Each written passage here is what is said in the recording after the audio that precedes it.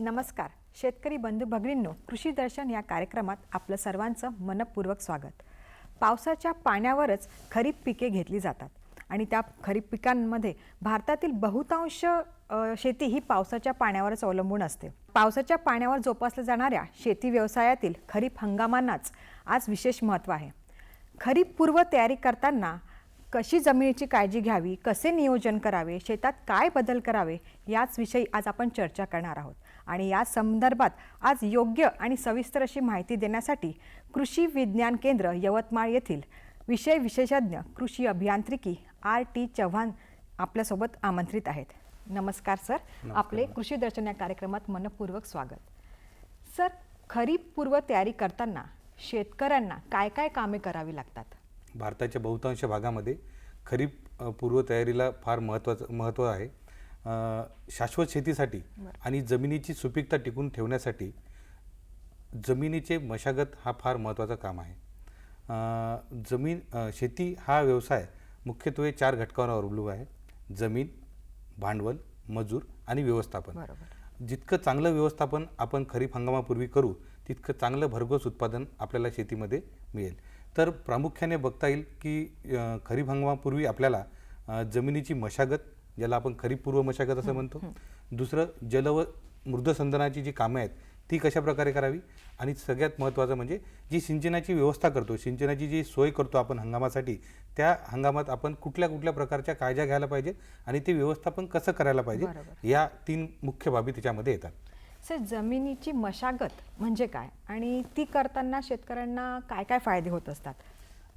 जमिनीची मशागत म्हणजे आपल्याला माहीतच आहे की नैसर्गिक साधन संपत्तीमध्ये जमीन, हवा, पाणी हे महत्त्वाचे विषय आहेत आणि जमीन हा त्यातला सगळ्यात अनन्यसाधारण महत्त्व याला प्राप्त झालेला आहे। तर जमिनीची मशागत करणे हे आपल्याला याच्यासाठी महत्त्वाचं आहे की या जमिनीमध्ये आपण आपल्या खरीप हंगामातील किंवा रब्बी हंगामातील पिकं घेणार आहोत आणि याची सुपीकता टिकून ठेवण्यासाठी, याच्या जमिनीचा जिवंतपणा ठेवण्यासाठी आपल्याला दरवर्षी किंवा जसं साध्य होईल पिकांची पीक, जमीन व हवामान याच्यावर आपण जमिनीची मशागत ठरवत असतो। तर जमिनीच्या मशागतीचे भरपूर असे फायदे आहेत। जसं सगळ्यात महत्त्वाचं म्हणजे की जेव्हा जमिनीची मशागत करतो तेव्हा जमिनीचा कडकपणा कमी करून त्याला भुसभुशीत करणे आणि पिकांच्या लागवडीसाठी तयार करणे म्हणजे जमिनीची मशागत होय। जमिनीच्या मशागतीचा सगळ्यात महत्त्वाचा जो फायदा असतो तो म्हणजे जी कडक झालेली जमीन आहे ती भुसभुशीत होते, त्यामुळे जो पडणारा पाऊस आहे तो योग्य प्रकारे त्या जमिनीमध्ये मुरतो, जमिनीमध्ये ओलावा टिकून राहतो। दुसरं सगळ्यात महत्त्वाचं आपल्याला जसं सांगता येईल, शास्त्रीयदृष्ट्या जमिनीला जेव्हा खरीप पूर्व हंगामात म्हणजे उन्हाळ्यात आपण त्याची मशागत करतो तेव्हा आपण त्याला उन्हामध्ये तापू देतो। हा फार महत्त्वाचा विषय आहे। याला आपण सोलर हिटिंग असं म्हणतो की ज्याच्यामध्ये जमीन सूर्यप्रकाशाला एक्सपोज झालेली असते, त्याच्यामध्ये जमीन उघडी पडलेली असते। वरचा थर आपण नांगराद्वारे किंवा इतर अवजारांद्वारे उलटं करतो आणि ती खालची जमीन वरती येते। मग यामध्ये काय होतं की ज्या आतमध्ये ज्या बुरशीजन्य रोग आहेत, जे कीटकांचे कोश आहेत, हे उघडे पडतात आणि याच्यामुळे ते तिथे नष्ट होतात आणि ती एक खूप मोठी आपल्याला उपलब्धी याच्यातनं मिळते। जितकी चांगली मशागत आपल्या जमिनीची झाली तितकं पिकांना त्याची ग्रोथ व्हायसाठी म्हणजे त्याची पिकांना त्यांची वाढ व्हायसाठी त्याला मदत होते। त्याचे मुळं जमिनीमध्ये चांगले खोलवर जातात। हा एक त्याच्यातनं खूप मोठा फायदा। जितकी छान मशागत होईल तेवढं छान उत्पन्न आपल्याला मिळू शकतं। तण हा एक विषय खूप मोठा अडचणीचा आता शेतकऱ्यांसमोर आहे। जर आपण योग्य अशी जमिनीची मशागत केली तर त्या तणांचे बियाणे पण जमिनीमध्ये आतमध्ये खोलावर जातात आणि त्याला उगण्यासाठी मग फार ताकद लागते आणि ते तणांचा नाश पण आपल्याला मशागतीमध्ये होतो. सर, ही जमिनीची जी मशागत आपण करतो ती साधारणतः कुठल्या महिन्यात आपण करावी? जमिनीची मशागत कुठल्या महिन्यात करावी हा शेतकऱ्यांना सांगण्याचा विषय नाही आहे. शेतकरी आपल्याला माहीत आहेत की एक शास्त्रज्ञ आहे आणि जमिनीची मशागत पारंपरिक पद्धतीने आपण जर बघितलं तर गुढीपाडव्याला आपण याची सुरुवात करायचो आणि मानाचे 5 तास करून आपण मशागतीला सुरुवात करायचो. पण आपल्याला माहीतच आहे की या आधुनिकतेच्या जगामध्ये शेती पण आता यांत्रिकीकरणाकडे फार वळलेली आहे आणि या यांत्रिकीकरणाचे काही फायदे पण आहेत आणि काही तोटे पण आहेत. तर शेतकरी कुठेतरी यांत्रिकीकरणामुळे थोडं आता त्याच्याकडे दुर्लक्ष करतोय की ते काम होतंय बा, वेळ लागत नाही, पण त्या वेळेस आपल्या हातातून ती वेळ निघून गेलेली असते. ते महत्त्वाचं आहे आणि ते महत्त्वाचं आहे. मी जसं तुम्हाला सांगितलं, शेतीमध्ये सगळ्यात महत्त्वाचं आहे म्हणजे नियोजन. नियोजन जर आपण योग्यरित्या केलं, जसं आपलं रब्बी किंवा खरीप हंगामातलं पीक निघालं त्यानंतर आपण आपल्या जमिनीच्या मशागतीची सुरुवात करायला पाहिजे. त्याचं सगळ्यात महत्त्वाचं कारण म्हणजे जेव्हा आपल्या रब्बी पिकानंतर आपण मशागत सुरू करतो त्यावेळेस जमिनीमध्ये थोडी ओल असते, त्यामुळे मशागत करताना आपल्याला थोडं सोयीचं जाते. म्हणजे यंत्राला किंवा मानवाला ते कठीण जात नाही, कारण की नांगरणी किंवा जेव्हा मशागतीचा पहिला जो टप्पा येतो आपला नांगरणी, हा सगळ्यात श्रमाचं काम याला आपण म्हणतो. मग ते यांत्रिकीकरणाला असो किंवा बैलजोडीला असो. तर जर आपण जितक्या लवकर त्याचं निर्णय घेतला की आता आपल्याला आपल्या मशागत सुरू करायची आहे, तितकं आपल्यासाठी चांगलं असतो. सर्वसाधारणपणे जेव्हा आपली रब्बीची पिकं निघाली मार्च किंवा एप्रिलच्या पहिल्या आठवड्यात आपली नांगरणी सुरुवात झालेली पाहिजे. आणि खरीप पूर्व आपण जी तयारी करतो तर त्यात आपण ही जी मशागत करताना काय काळजी घेतली पाहिजे? जसं आता आपल्याला सांगितलं की जसं रब्बी पीक आपलं निघालं त्याच्यानंतर आपण आपल्या मशागतीला सुरुवात करायला पाहिजे. तर मग ही मशागत कशी करायला पाहिजे? तर आपल्या सर्वांना माहित आहे की जसं जसं आता यांत्रिकीकरण औद्योगिकरण शेतीमध्ये वाढत आहेत आणि आपली जमीन थोडी कडक येत आहे, तर सर्वात प्रथम आपण जमिनीची नांगरणी, खोल नांगरणी करणे फार महत्वाचं आहे. दरवर्षी नांगरणी करणे शक्य होत नसेल तर 2 ते 3 वर्षातनं आपण ही नांगरणी करायला पाहिजे. ती आपल्या पिकांवर पण आपल्याला अवलंबून असते. जर आपण खोल मुळे जाणारे जर पिकं घेतले तर त्यांना दरवर्षी आपण ऊस सारखे पीक जर झाले तर आपण त्याला दरवर्षी नांगरणी करावं म्हणतो.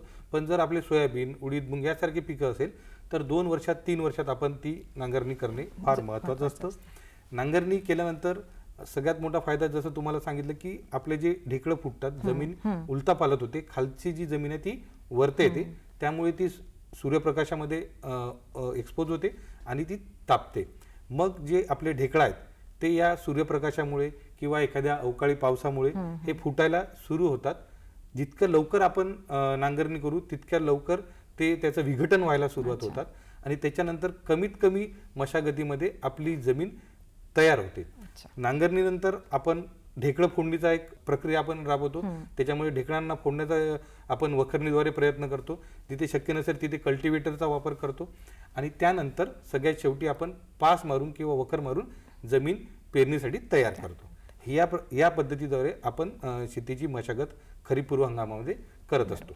मग अशी तुम्ही जल व मृद संधारणाबद्दल बोलत होते, तर जल व मृद संधारण करताना कोणती कोणती कामे आधी केली पाहिजे? नक्कीच मॅडम, जल व मृद संधारण जसं आपण आपल्या बोलण्यातनं सांगितलं की भारतातली बहुतांश शेती ही कोरडवाहू आहे. म्हणजे कोरडवाहू शेती म्हणजे जी पावसाच्या पाण्यावर अवलंबून आहे.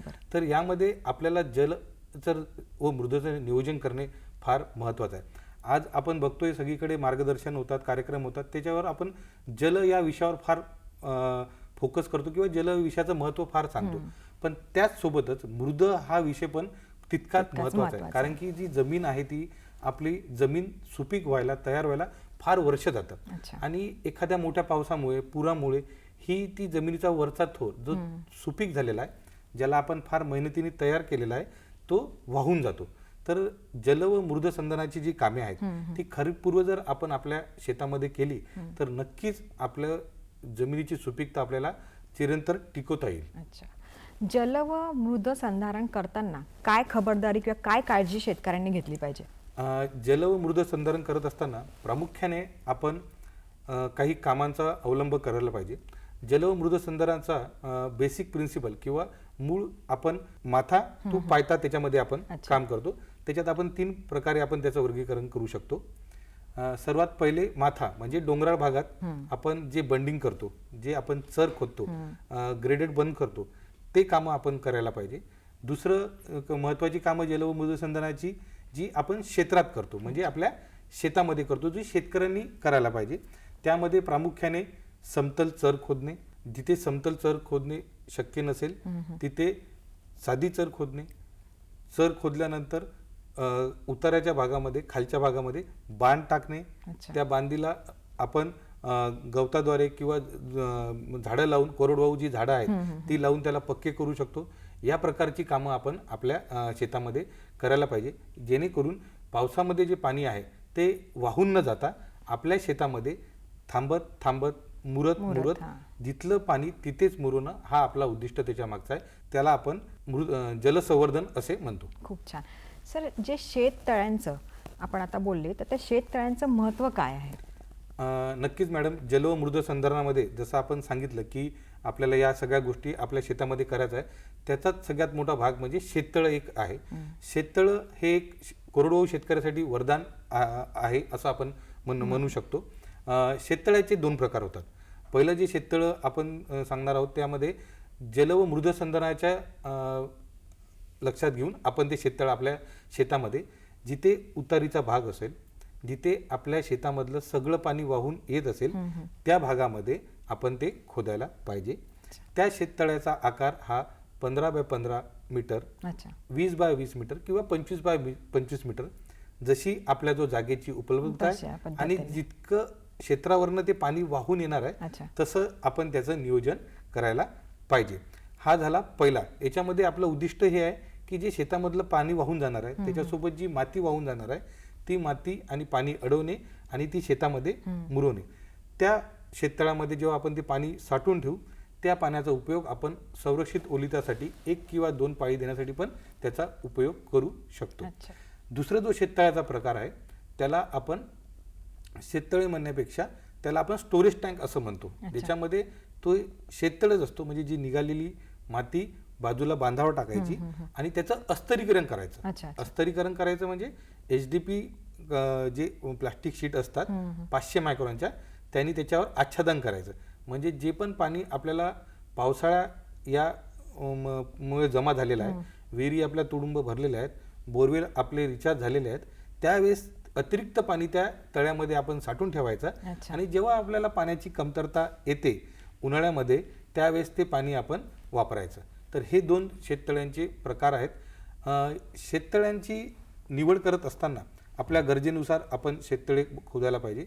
जसं जल व मृदसंधारणासाठी जर आपल्याला शेततळ करायचं असेल तर ज्या भागामध्ये उतार आहे, ज्या भागामध्ये आपल्या शेतातलं सगळं पाणी वाहून येतं तिथे आपण ते शेततळ खोदायला पाहिजे. त्याला इनलेट म्हणजे पाणी येण्यासाठी जागा आणि तो भरल्यानंतर आउटलेट म्हणजे पाणी जाण्यासाठी जागा हे आपल्याला त्याला असणे आवश्यक आहे. सर, खूपच छान माहिती तुम्ही देत आहे, पण वेळ झाली एक अल्पशा विश्रांतीची. कुठे जाऊ नका, पाहत राहा कृषी दर्शन.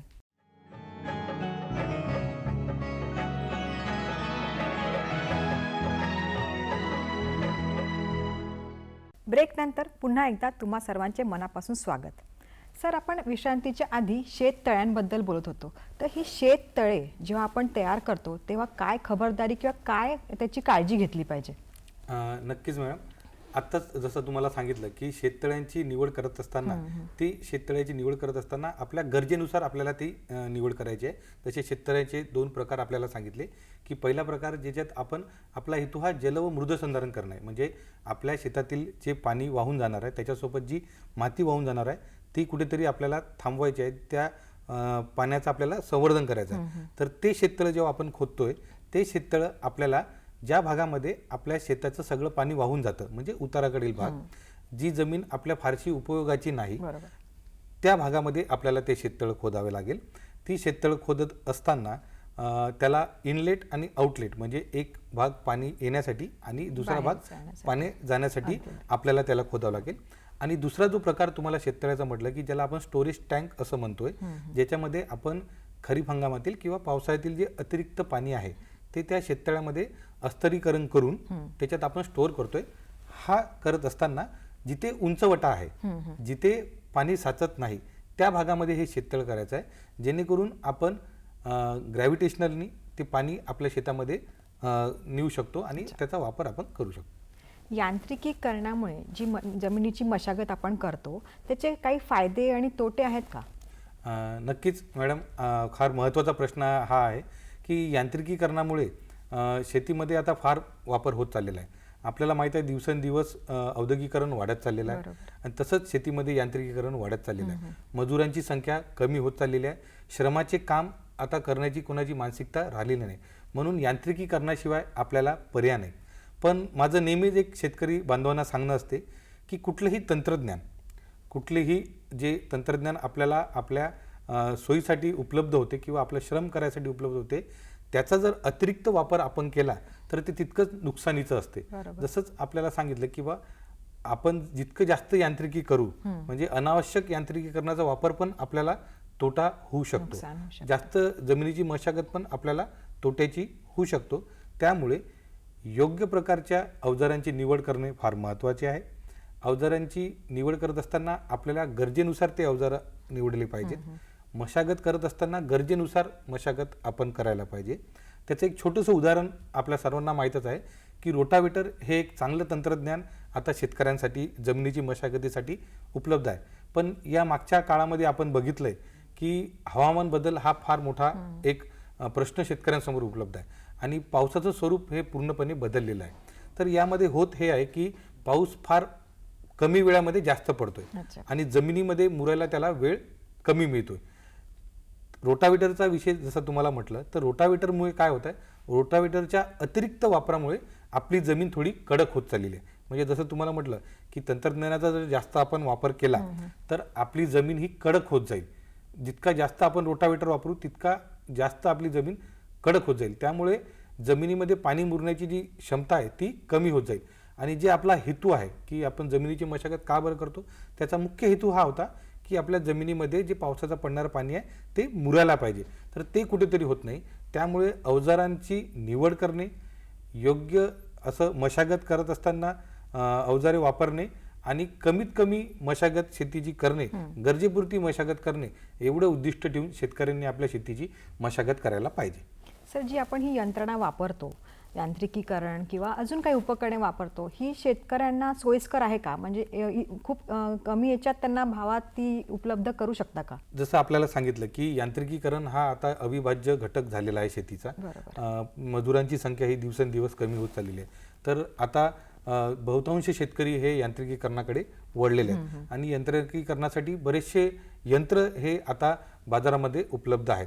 तर हे यंत्र घेत असताना जसं आपण आता विचारलं की हे उपलब्ध होतात का, तर हे यंत्र घेत असताना बाजारामध्ये हे उपलब्ध आहेत आणि याला महाराष्ट्र शासनाचा कृषी विभाग याच्यातर्फे बरेचशा सबसिडी आहेत. पण याला आपल्याला कृषी विभागाला रीतसर अर्ज करून त्या आपल्याला अनुदानावर उपलब्ध होतील. हे खरीप पिकं घेताना जेव्हा आपण काही मातीचं परीक्षण करणं हा महत्त्वाचा विषय आहे का, आणि ते कसे करावे?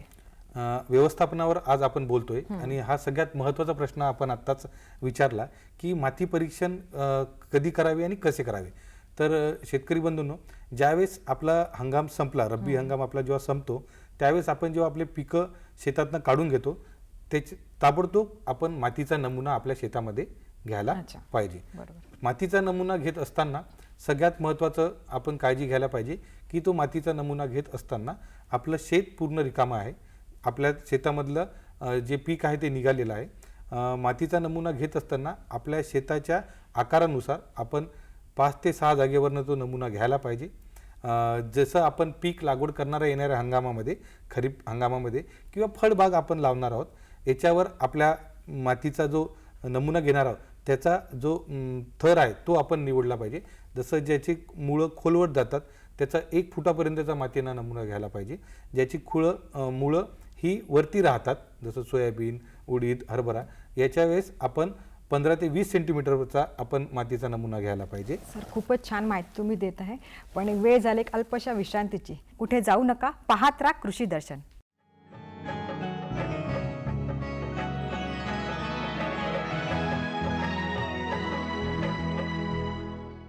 विश्रांतीनंतर पुन्हा एकदा आपल्या सर्वांचे मनापासून स्वागत.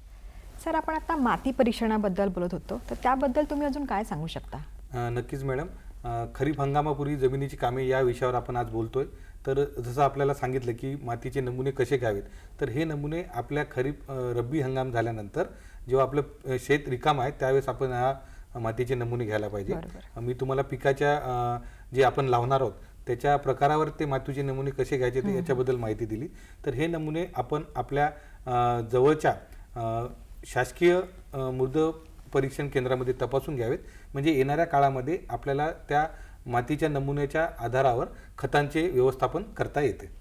या पिकांच्या खतांचे व्यवस्थापन कसे करायचे? सेंद्रिय आणि रासायनिक हे दोन्ही सोबत वापरले जातात का? खरीप पूर्व हंगामामध्ये जर आपण खताच्या नियोजनाबद्दल बोललो, जसं आपल्याला सांगितलं की पहिले आपलं नांगरणी हा आपण पूर्ण करतो, त्यानंतर आपण वखरणीकडे आपण वळतो जेव्हा आपल्या शेतातली ढेकळं फोडतो. त्यानंतर आपली जमीन जेव्हा एकसारखी सपाट होते त्यावेळेस आपण आपल्या शेतातले शेणखत कुजलेलं हे शेतामध्ये टाकू शकतो, जेणेकरून येणाऱ्या हंगामामध्ये ते शेणखत जमिनीमध्ये योग्य प्रकारे मिश्रित होऊन त्याच्यातले सगळे अन्नद्रव्य त्या जमिनीमध्ये मिसळून आपल्याला पिकाला त्याची उपलब्धता होते. आपला प्रश्न असा होता की रासायनिक व जैविक खत हे सोबत देतो का? तर नक्कीच नाही. जसं आपल्याला आता सांगितलं की आपण सर्वात प्रथम जैविक खत टाकतो आणि त्यावेळेस जेव्हा पीक लागवड करतो त्या पिकाच्या लागवडीच्या सोबत आपण रासायनिक खतांचा वापर करतो. जमिनीची सुपीकता या महत्त्वाच्या विषयावर बोलायचं झालं तर आपण ढेंचा व बोरू यासारखे जे जैविक खत आहेत याची लागवड आपल्या शेतामध्ये करू शकतो. आणि याची लागवड केल्यानंतर फुलं अवस्थेत येण्यापूर्वी ही जी पिकं आहेत ते आपल्या जमिनीमध्ये आपण रोटावेटर किंवा इतर यंत्राच्याद्वारे जमिनीमध्ये मिक्स करू शकतो, जेणेकरून आपल्या जमिनीमध्ये अन्नद्रव्यांची व जैविक जी खतं आहेत त्याची उपलब्धता पिकांना होईल. सर, एक शेवटला प्रश्न की ह्या पिकांसाठी जे आपण अन्नद्रव्य व्यवस्थापन करतो किंवा पाणी पुरवठा करतो याबद्दल काही सांगा. मी जसं तुम्हाला पहिले सांगितलं की खरीप पूर्व हंगामामध्ये कामं करत असताना जमिनीची मशागत, जल व मृदसंधारण व सिंचनाची व्यवस्था करत असतानाची कामं हा महत्त्वाचा विषय याच्यासाठी आहे की जेव्हा आपण या येणाऱ्या हंगामामध्ये सिंचन व्यवस्था करणार आहोत, मग ती ठिबक सिंचन असो, तुषार सिंचन असो की कुठलीही सिंचन व्यवस्था असो, त्यासाठी आपल्याला पाईपलाईन करणं फार महत्त्वाचं आहे. आणि ज्यावेळेस आपले पिकं लावतो, ज्यावेळेस आपण ठिबक सिंचन शेतामध्ये वापरतो त्यावेळेस पाईपलाईन करणे हा महत्त्वाचा घटक आहे. तर पाईपलाईन करत असताना ती पण आपण खरीप हंगामाच्या पूर्वी केलेली योग्य. त्यासाठी जमिनीमध्ये आपण 3 फुटाच्या खाली ती पाईपलाईन टाकायला पाहिजे, जेणेकरून येणाऱ्या काळामधील पिकं किंवा अंतर्मशागत करत असताना त्या पाईपला कुठलीही इजा होणार नाही. सर, आज आपण इथे आलात आणि खरीप पूर्व तयारी कशी करावी याबद्दल शेतकऱ्यांना अतिशय उपयुक्त अशी माहिती दिली. नागपूर दूरदर्शनच्या वतीने मी आपले आभार मानते. धन्यवाद. नमस्कार. धन्यवाद.